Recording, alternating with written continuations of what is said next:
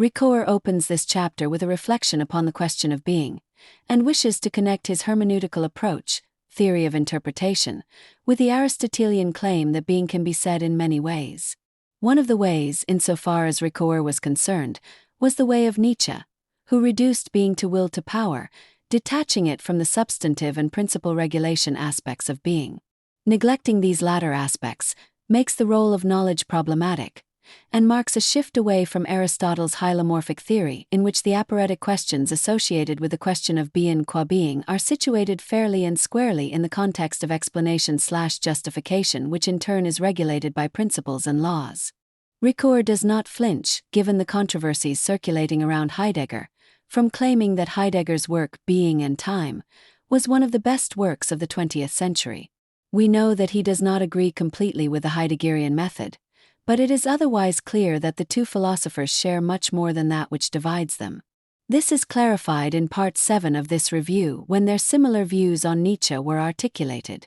It is nevertheless the case that Heidegger's complex account of being in the world, in the context of the three ontological categories of presence at hand, ready to hand, and Dasein, is reminiscent of ancient Greek ontological concerns.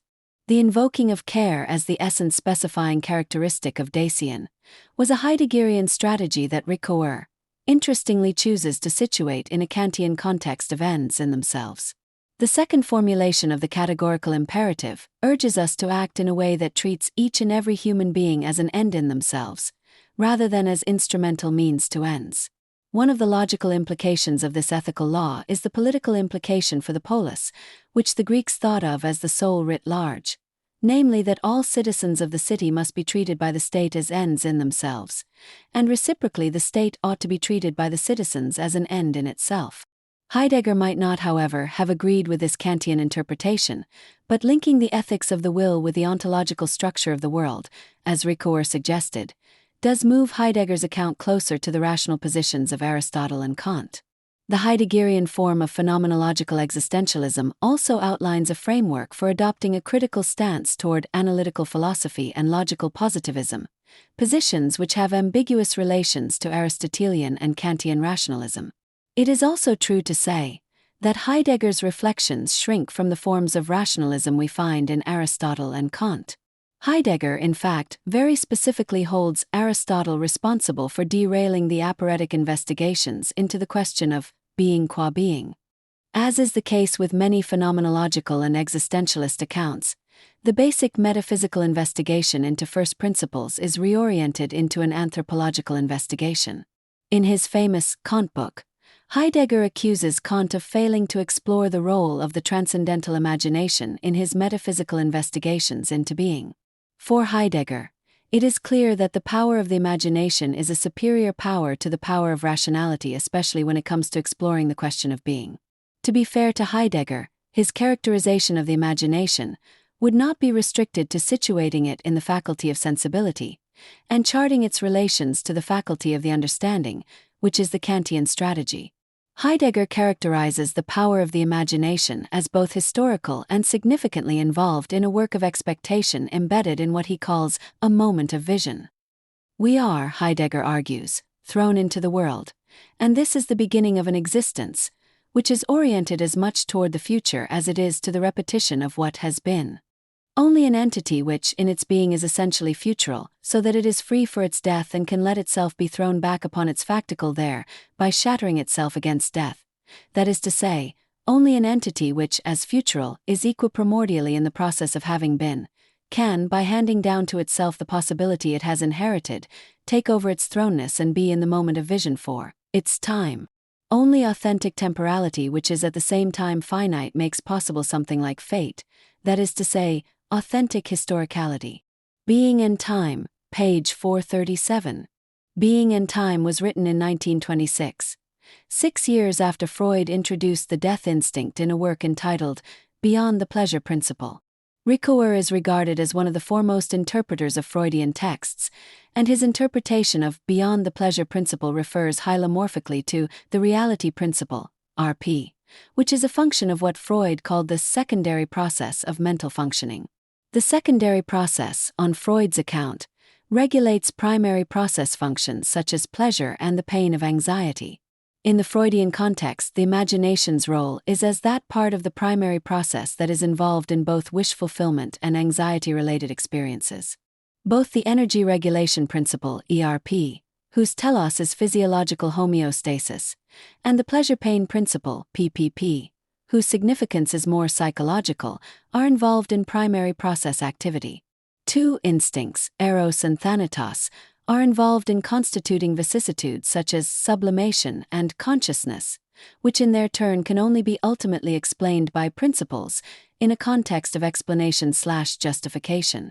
A complex vicissitude such as consciousness contains, then, the history of the operation of instincts at both preconscious and unconscious levels, but more importantly such a vicissitude is regulated by all the Freudian principles, i.e. the energy regulation principle, the pleasure-pain principle, and the reality principles are all regulators. For Kant, consciousness is a complex operator that stretches over the faculties of sensibility, understanding, and reason. Reason operates in accordance with the principles of non-contradiction and sufficient reason in a context of explanation/justification.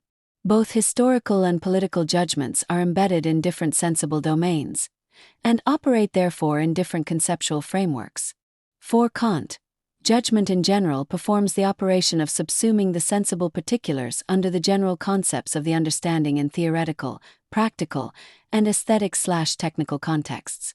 Obviously, the principles of non-contradiction and sufficient reason regulate the categorical laws of morality and the instrumental laws of techne. Political judgments rely on both moral laws/principles and instrumental principles, cf. the principle of prudence.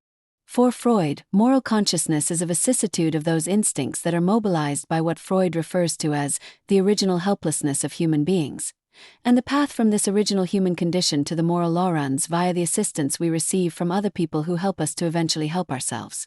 What we are encountering in these reflections is the regulation of the primary process by the secondary process, in accordance with the reality principle.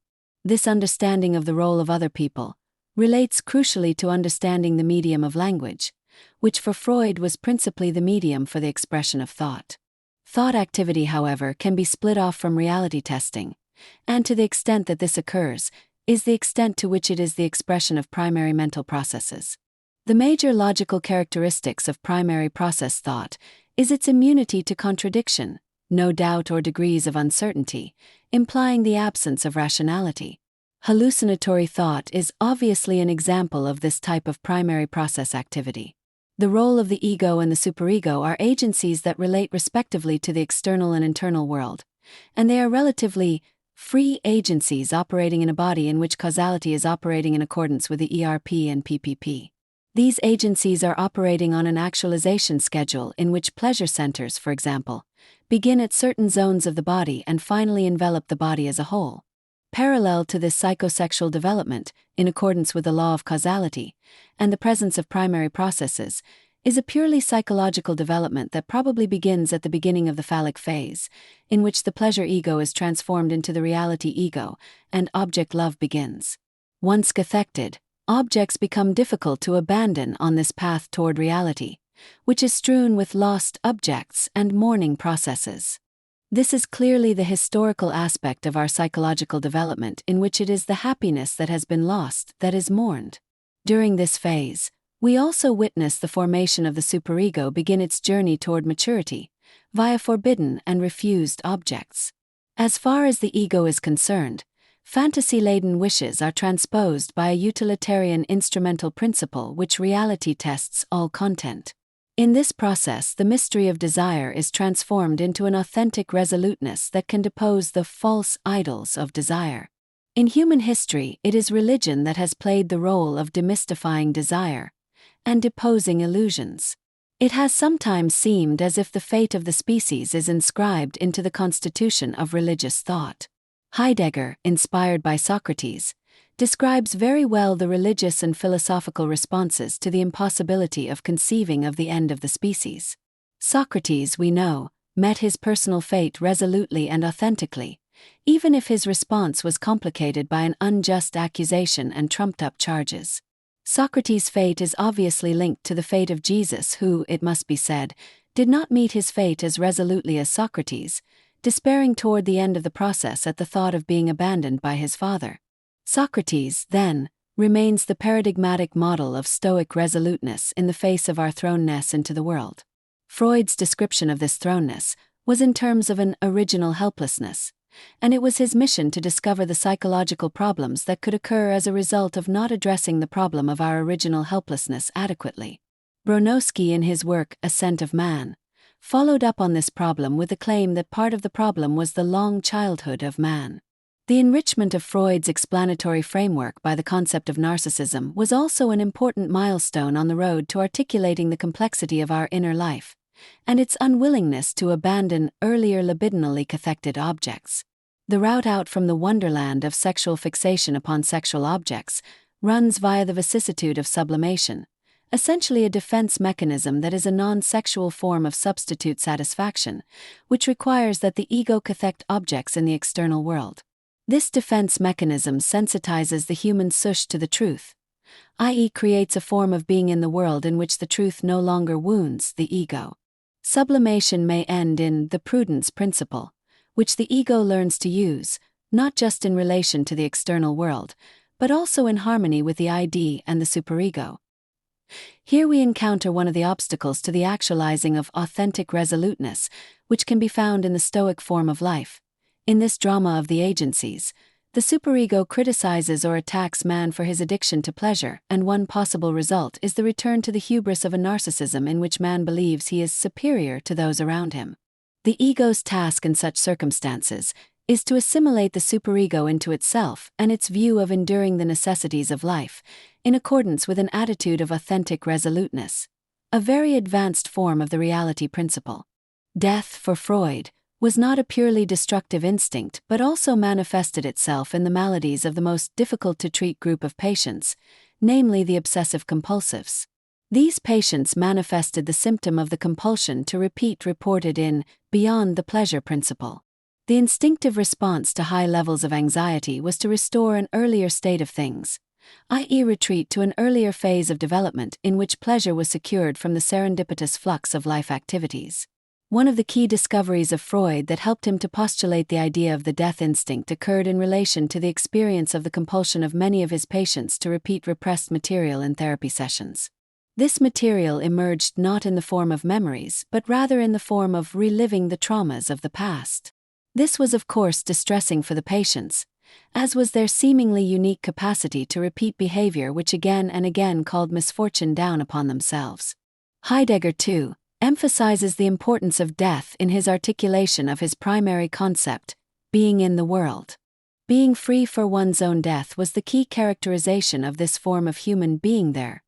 Dacian. Obsessive-compulsives were, then, not able to exercise this freedom, which curiously acknowledged that the aim of life was death.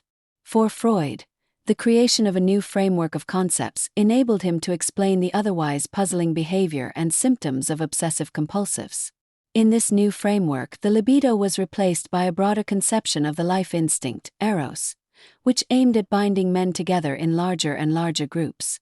Shortly after Beyond the Pleasure Principle, Freud writes Group Psychology and the Analysis of the Ego, and in this work he juxtaposes eros and thanatos, not just in a social context but in a wider cultural context. The aggression of authority figures is analyzed as part of the analysis of the bonding processes in larger groups such as the church and the army. These bonding processes are of course merely the bonding processes in a family writ large. Identification with the aggressor and the wish to be like the aggressive agent are part of these processes. The narcissism that led to the narcissistic behavior is also incorporated into the identification process, and this is partly why Freud claims that the superego has connections with both eros and thanatos. The latter connection obviously accounts for the weakness of the ego, that then tends to reproduce trauma not in the mode of memory but rather in the form of reliving it timelessly. In the work on group psychology, the otherwise silent death instinct is making itself heard in social-cultural contexts which would later manifest themselves on the world stage in Germany and Austria. The masses, recovering from national trauma, were seemingly hypnotized by a leader intent upon reliving rather than sublimating the trauma in question. The sadism and cruelty of a superego figure that refused the control of normal values was a sign of the times, and can be said to have been predicted by Freudian theory. This phenomenon would occur not just in Germany and Austria but also in Russia. What we were witnessing in the development of Freudian theory was a psychological explanation of the political phenomena that were taking shape before our eyes. Freud was responding to the challenge of the Delphic oracle to know thyself, and also providing us with the tools necessary to strengthen our egos with the knowledge required to defeat dictators and tyrants. The question that ought to be raised here is, how should such knowledge be incorporated into our historical awareness?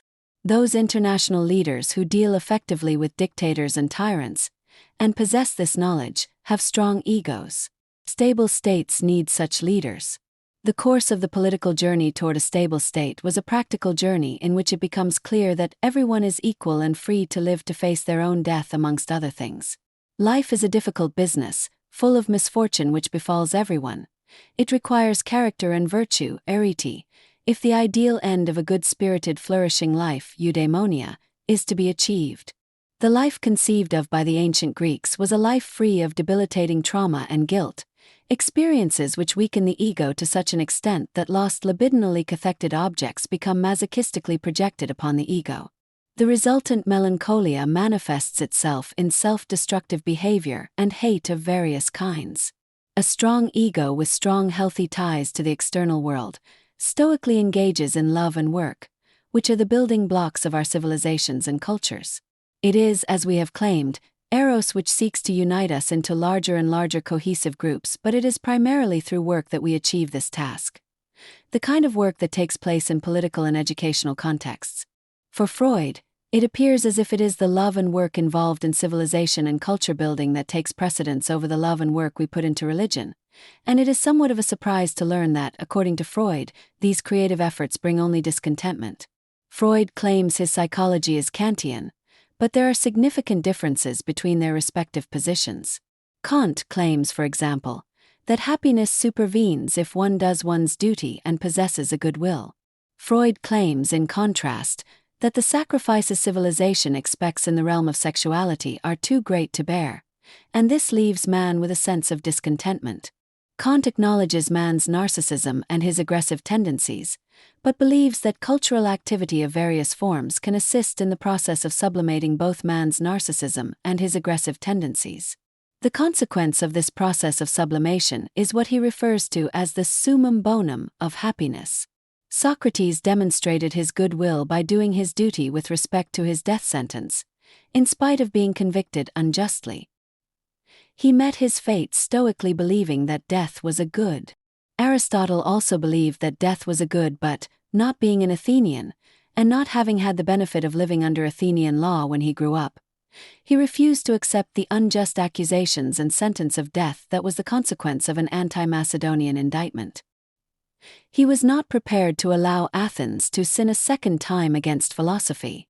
The superego is an agency whose existence is only possible in the context of a civilization or culture in which there is deliberate intent to curb the aggression that is connected to the death instinct. The solution to the problem is twofold. Firstly, there is the ego response of the formulating and obeying of laws in the name of external justice. These laws regulate the behavior of the inhabitants of the polis. Secondly, there is the more important response of the setting up of an internal agency in the psyche which regulates all activity in the spirit of arete, doing the right thing in the right way at the right time. Initially, the work of installation of such an agency is part of the work of the family, but educational institutions and social pressures also assist in the process. Freud claims that the institution of this watchful garrison is only the first stage of a process initially guided by the principle of prudence. The final stage of this process involves regarding doing what is right as an end in itself, not merely a means to happiness, and this is the mark of a strong, healthy, well-integrated ego. Freud does not specifically claim that rationality plays an essential part in this process, but the implication is clearly involved in his claim that his psychology is Kantian. According to Heidegger, anticipatory resoluteness is not an everyday phenomenon and requires a work of remembering and a work of expectation that is connected and not dispersed, as is the case with the everyday understanding of one's birth and one's death. For the most part, Heidegger argues, Being and Time, page 439. Dasein understands itself in terms of its circumspective concerns, and what it is concerned with in its environment. The why, which relates to the reasons for the totality of connected facts in a life, is not necessarily understood in circumspective concern, and is more a matter for the demands that care introduce. Incorporating what is present at hand and what is ready to hand into the moment of vision, that is constitutive of true historical understanding, is a part of the prospect of self-knowledge and transforms the entities we encounter in the world into world historical entities. Wittgenstein, for example, in his lectures on culture, asked what would happen to a culture in which one no longer recognized the origin of one's dining table. A fundamental interest in the origins and the ends of things falls into the domain of care, and is obviously an important aspect of any serious philosophical view of history. Losing oneself in the dispersion that results in not connecting the whats with the whys is, of course, if not the everyday occurrence. Being born at a particular point in time is one fact, one's death in the future is another, and these facts are dispersed and not connected in the everyday understanding of the they. Time in such a life is not something flowing like a river, but rather a multiplicity of nows that are present at hand. Even instrumental work, where one uses clocks and calendars, may not be relating to time authentically, and might even be a means of fleeing from one's death, a looking away from the telos of being in the world. Ricoeur explicitly criticizes the above account because it appears, on his view, firstly, to not sufficiently include phenomenological accounts of the role of the body, or secondly, relate to the being of act and power, page 345. This, Ricoeur argues, is in turn related to the Hegelian concept of time as presented in his Logic. Ricoeur refers to Aristotle's essence specifying characteristic of memory, namely that memory is of the past, and he suggests a phenomenological strategic move that brackets the future.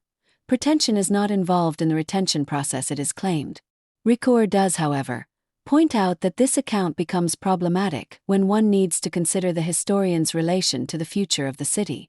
One solution he provides is to realize that the men being written about in history lived before the historian writes about them, and this fact might be an argument for abstracting from the future or moment of vision component that Heidegger speaks about in terms of being toward death. Given the fact that we are, by definition, dealing with actions and events of magnitude, there is both angst and projection of ends that are rationally conceived. Ricoeur, however, rejects the above Heideggerian account, and sides with Adorno's judgment that Heidegger uses the jargon of authenticity in a very technical theory. Ricoeur suggests that we, instead, reduce the experience of the past to the experience of a lived body, memories, traumatic reminiscences, and treat death abstractly as a fact, p.350. The factual approach to time may well result in a vulgar interpretation of the Aristotelian definition of time, the measurement of motion in terms of before and after, namely, that time is a discrete series of nows or moments. Motion, of course, is purely a physical phenomenon, and whilst the motion of an event might be a coherent idea, the motion of an action is not. The conception of a moment of vision is not easily attached to an event, but the action of understanding something or reasoning about something seems more appropriately connected to this moment of vision. Action is also more appropriately conceived of in terms of the idea of work, in both the work of remembering and the work of expectation. It is the latter that is less likely to see death as an event, and more likely to formulate the idea of death in a moment of vision, or an attitude that Heidegger terms authentic resoluteness. We have argued that both the work of remembering and the work of expectation is involved in the resolute recollection of events we find in the texts of the historian. It is the synthesis or connectedness of these moments that resists the phenomenon of dispersion. Care is obviously involved in this authentic recollection, which aims at the rational knowledge of the past demanded by the discipline of history in contexts of explanation/justification. Care for Heidegger is concern for the possibilities of being he calls Dasein, being there. When, in the moment of vision, we consider the possibility of the death of Dasein, the care we encounter in the being towards death is the possibility of being a whole, or what Kant would have called an end in itself.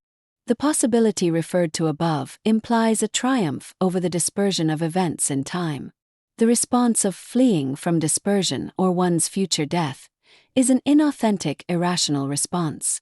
We know from another work on Kant that Heidegger is not a rationalist, and it is the transcendental imagination that explains the activity being referred to above. Ricoeur fixates upon this aspect of Heidegger's account and attempts to reduce the above possibility to some kind of biological death inscription in the lived body. In answer to the question, how is death inscribed in the body? One possibility is via the loss of a loved one. A mourning process obviously leaves its mark upon the body. Being and time, Ricoeur maintains, ignores the problems of memory and forgetting, page 364. And he further claims that in the debate between the philosopher and the historian, reference ought to be made to the epistemological and dialectical relation of presence and absence. History, Ricoeur argues, is concerned with absence in the form of the dead of other times, page 364. This move, once again, invites the invocation of the notions of representations and mentalities into the arena of discussion connected with memory and forgetting.